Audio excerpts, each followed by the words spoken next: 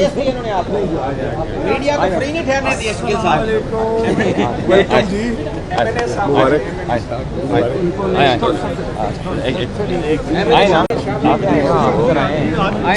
M N اے پہ زور ہے. ایم این اے شاہ محمود قریشی صاحب کی مہربانی ہے.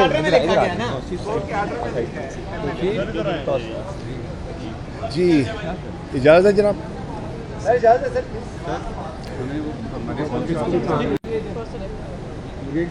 بیٹے صاحب آئیے. بگیش صاحب کو آئیے. بگیش صاحب ادھر آ جائیں. ادھر آ جائیں. ادھر درمیان میں لیں.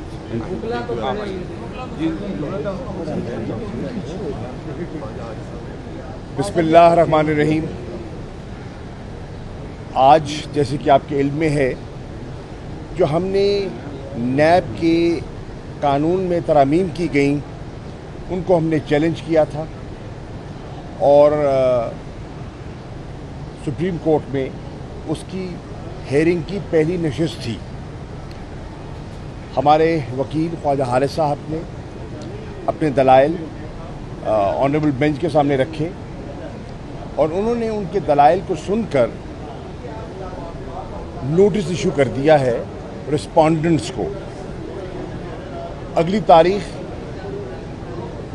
جمعہ بوقت 11 بجے یہ کیس دوبارہ سنا جائے گا. اس کے ساتھ ساتھ ایک بڑی واضح آبزرویشن سامنے آئی کہ وہ جو کیسز اکاؤنٹیبلٹی کورٹس میں زیر بحث ہیں ان کا کیا بنے گا. تو بالعموم یہ تاثر سامنے ابھرا کہ وہ جو کیسز ہیں they will be subject to the decision of this petition.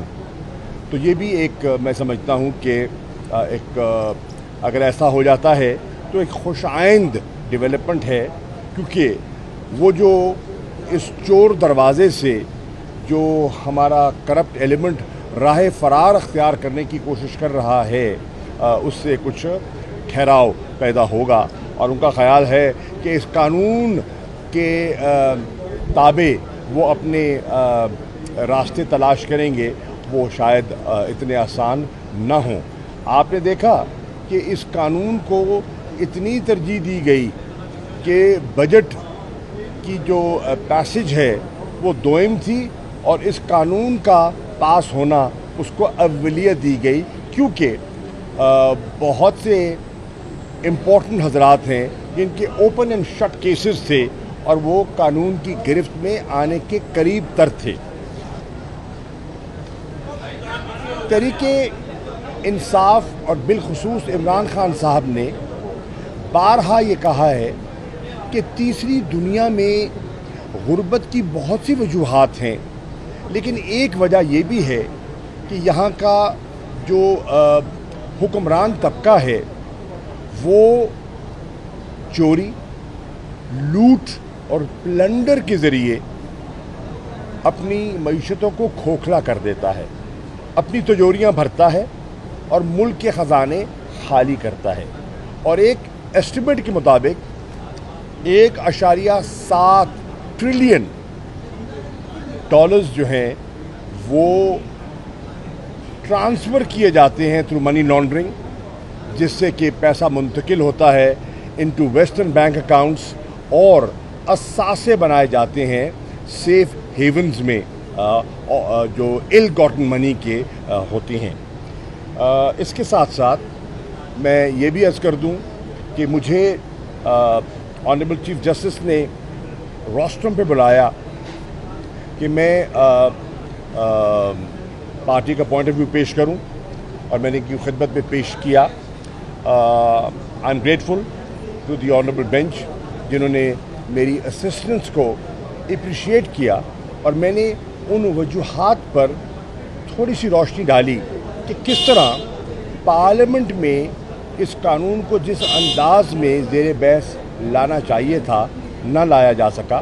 میں نے ان کو حوالہ دیا کہ جب ہم اپوزیشن میں تھے اور مسلم لیگ نون کی گورنمنٹ تھی زاہد حامد صاحب وزیر قانون تھے ہم نے کتنی نشستیں کی اور گھنٹوں کے گھنٹے ہم وہاں بیٹھے رہے. مجھے یاد ہے آدم سواتی صاحب بھی ہوا کرتے تھے ڈاکٹر شیر مزاری صاحبہ بھی ہوا کرتی تھیں اور ہماری ایک ایک نیب کے قانون کی ترمیم پر لمبی بحث ہوئی. اگر اس وقت حکومت سنجیدہ ہوتی تو وہ بڑا اچھا موقع تھا.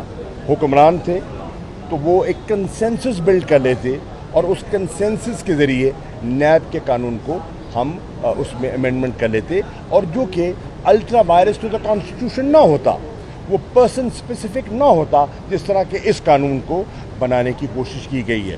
اس کے ساتھ ساتھ میں نے یہ بھی عدالت عظمیٰ کے سامنے پیش کیا کہ جب ہم فیٹف کی لیجسلیشن کے لیے ہماری کمیٹی تشکیل دی گئی اور میں مسلم لیگ نون اور پیپلز پارٹی کی اعلیٰ قیادت کے ساتھ بیٹھا ہوا پی ٹی آئی کی نمائندگی کر رہا تھا, تو اس وقت بھی انہیں فیٹف کی لیجسلیشن کی پرواہ کم تھی. آج وہ جو کلیم کرتے ہیں کہ ہم نے پاکستان کو گرے لسٹ سے نکالا, انہیں ذرا بھر انہیں گرے لسٹ کا کوئی فکر نہیں تھی. انہیں اپنے نیب کے قوانین کو اپنی مرضی کے مطابق ڈھالنے کی فکر تھی, اور ایک مسودہ مجھے پکڑوا دیا گیا جس میں 35 کے لگ بھگ امینڈمنٹس پیش کی گئیں کہ یہ کر دو, یہ کر دو, یہ کر دو. اور جب ہم نے ان امینڈمنٹس کو پرکھا اور پڑھا تو ہم اس نتیجے پہ پہنچے کہ ان کا ارادہ تو اس ادارے کو ڈی فینگ کرنا ہے, اس ادارے کو بے معنی کرنا ہے اور اپنے اکاؤنٹیبلٹی کیسز سے فرار حاصل کرنا ہے. چنانچہ آبویسلی عمران خان صاحب نے اور تحریک انصاف نے اس اٹیمپٹ کو مسترد کیا اور ایسا نہ ہو سکا. اور پھر آپ قانون دیکھیں جو اب لائے گئے ہیں جس کو ہم نے چیلنج کیا ہے, اس میں بہت سی بیشتر وہ امینڈمنٹس ہیں جو ہم نے مسترد کی تھیں, اور پھر انہوں نے اس چور دروازے کے ذریعے اپنی اکثریت کے بلبوتے پر ان کو قانون میں پرونے کی کوشش کر دی ہے, جس پر ہمیں سیریس اعتراض ہے. ہم سمجھتے ہیں یہ ultra vires to the constitution ہے, اور یہ بیسک سٹرکچر جو ہے کانسٹیٹیوشن کا, جو فنڈامنٹل رائٹ کے کانسیپٹ پہ ہے, اور آرٹیکل 6 اس کا حوالہ ہے, اور اس کا اختیار ہے کورٹس کا. آرٹیکل 8 اس کو public interest, public money, accountability, governance, یہ سب ایشوز جو ہیں ان کی جو لنکیجز ڈرا کرتا ہے وہ سامنے لایا. ہمارا خیال ہے کہ پبلک منی کو پروٹیکٹ کرنا تحریک انصاف کی اور اکاؤنٹیبلٹی ہمارے کور پرنسپلز میں سے ہے. ہم نے اس پر کبھی کمپرومائز نہیں کیا اور نہ انشاءاللہ کریں گے. سیلف سرونگ امینڈمنٹس, میں نہیں سمجھتا کسی قانون کو اچھا قانون جو ہے وہ سیلف سرونگ امینڈمنٹس کو ترجیح دیتا ہے, اور اس قانون میں جو ترامیم کی ہیں وہ پرسن اسپیسیفک ہیں, چند لوگوں کو, چند اشخاص کو, جس میں کہ مجھے کہنے کی اجازت دیجیے ہمارے وزیر اعظم ہیں شہباز شریف ہیں, ان کے صاحبزادے ہیں, ہمارے آصف علی زرداری صاحب ہیں, ان کے کیسز ہیں. ان کو ان سے چھٹکارا دلوانے کے لیے ایک سوچی سمجھی ایک اسکیم ہے اور کوشش ہے جس کا تحریک انصاف مقابلہ کر رہی ہے, اور انشاءاللہ ہم کرتے رہیں گے. مجھے یہ بھی کہنے کی اجازت دیجیے کہ ہمارے موقف کو اللہ کے فضل و کرم سے عوام کی تائید حاصل ہے. اب یہ ہم زبانی نہیں کہہ رہے. 17 تاریخ کو عوام نے عمران خان صاحب کے بیانیے پر مہر ثبت کر دی ہے کہ امپورٹڈ حکومت منظور نہیں ہے, غلامی منظور نہیں ہے, کرپشن اور چوروں کے ٹولے کا قوم مقابلہ کرے گی, اور کرپشن کا مقابلہ کرنا تنہا عمران خان کی ذمہ داری نہیں ہے, یہ پوری قوم کی ذمہ داری ہے, تمام اداروں کی ذمہ داری ہے جنہوں نے اپنا کردار ادا کرنا ہے. پاکستان کی عوام نے اپنا کردار ادا کیا ہے. میں توقع کرتا ہوں کہ ہماری جو اعلیٰ عدالتیں ہیں وہ بھی پاکستان کی ٹیکس پیئر کی پبلک منی کو پروٹیکٹ کرنے کے لیے اپنا کردار ادا کریں گی, اور انشاءاللہ مجھے امید ہے کہ آنے والے دنوں میں یہ کیس آگے بڑھے گا اور اپنے منطقی انجام کو پہنچے گا, اور وہ لوگ جنہوں نے ملک کو لوٹا ہے وہ فرار نہیں ہو پائیں گے. Thank you. شاہ صاحب یہ بتائیں, سپریم کورٹ نے آج ایک تجویز دی ہے کہ پی ٹی آئی جو ہے وہ واپس پارلیمنٹ میں جانے پر غور کرے, اور اس حوالے سے انہوں نے اپنے حکم میں آپ کو بطور ایم این اے بھی لکھا ہے, اور شہباز گل صاحب نے تو یہ تجویز مسترد کر دی ہے, تو آپ کیا کہتے ہیں؟ دیکھیے, کیا دیانتداری سے بتائیے یہ پارلیمنٹ جو اس شکل میں ہمارے سامنے ہے یہ فنکشنل ہے. یہ پارلیمنٹ تو ہماری نظر میں ریڈنڈنٹ ہو گئی ہے. پارلیمنٹ کی دیکھیے پارلیمنٹ کی حیثیت ہی کھو چکی ہے. اور اس وقت جو مانگ تانگ کے یہ جو چونچو کا مربع کٹھا ہے اسے آپ پارلیمنٹ کہتے ہیں؟ نہیں. جو لیڈر کی اپوزیشن جس طریقے سے مسلط کیا گیا بنایا گیا ہے اس کو قائد حزب اختلاف کہتے ہیں. یہ پارلیمنٹ نہیں، اب یہ قوم کے ساتھ مذاق ہے. Thank you. آپ نے تجویز مسترد کرتے ہیں؟ کریکشن کر دوں، مسترد نہیں میں نے کہا تھا، میں نے اس کا کوئی اور جواب دیا تو وہ سن لوں. اچھا غور کر رہے ہیں. ایک باجی جس کو رونا ہوا ہے، کرونا نہیں ہوا، وہ باجی آنسوؤں سے روئی ہے رات غصے میں. اگر 20 کتے ایک شیر پہ چھوڑ دو یا 50 کتے ایک شیر پہ چھوڑ دو تو کتوں نے کتا ہی رہنا ہے اور شیر نے شیر ہی رہنا ہے. متی اللہ جان اندر ہو جیل میں اور گل خوش ہو تو پھر گل کتا ہوگا.